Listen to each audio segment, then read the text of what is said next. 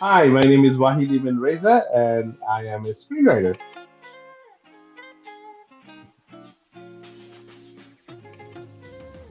Oh boy, I think the beauty of writing is that you can create worlds and characters just by sitting in your room.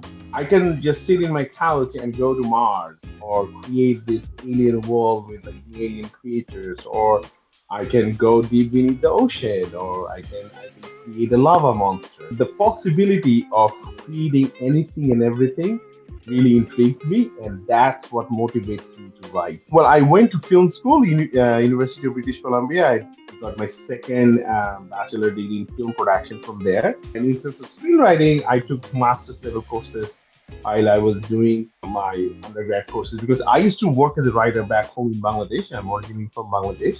I wrote over like 50 episodic TV back home, over 100 TV commercials and radio commercials.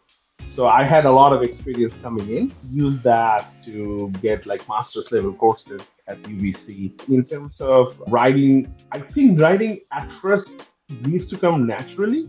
Then you should have sort of like polish it to a level. I think I first started writing at a very early stage. I started writing poems, those romantic, love-struck poems. Ability to create something out of nothing and create absolutely anything out of nothing fills my heart with joy. So that's why I write. I made a proof of concept for an animated short that I was working on. It's paused at the moment. I'm hoping to apply for funds and grants for that. So I'm really proud of that. It's called Surviving 71. I made a minute and a half teaser trailer to basically show that my vision and what I wanted to do for the short. I'm really proud of that. And another thing that I'm currently working on right now, I'm working as a writer director for the National Film Board of Canada, and I'm directing an animated short for them. I'm very proud of the work that I've done on that. We have worked on development for over 2 years on that short, and we just started production last week actually. So hopefully by around this time next year, the short will be done. So I'm very proud of that. Like National Film Board has won like 6 Oscars for animated short.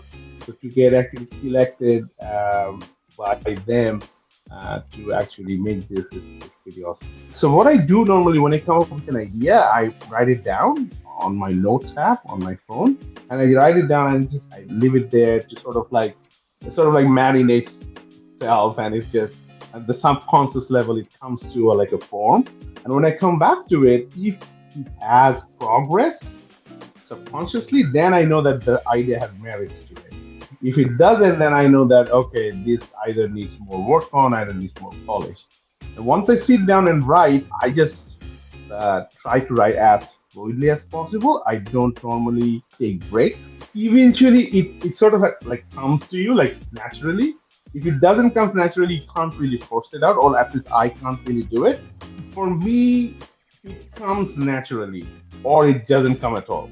Hardest part would be because when I go into story, I just dive right into story and I forget about a lot of technical things, a lot of grammars. I make a lot of grammar mistakes, a lot of typos. So that I really have to work on my proofreading. The characters come naturally to me and they speak to me and I speak to them rather fluently, and the wall comes naturally to me. So it's the nitty gritty thing. The issue is, and these nitty gritty things are important. When you make like silly mistakes, the reader it takes them out of the story, and they can't really go right into the story. So I really have to sort that out. Oh, Avatar: The Last Airbender, the expanding universe. I would write that right now. Yes.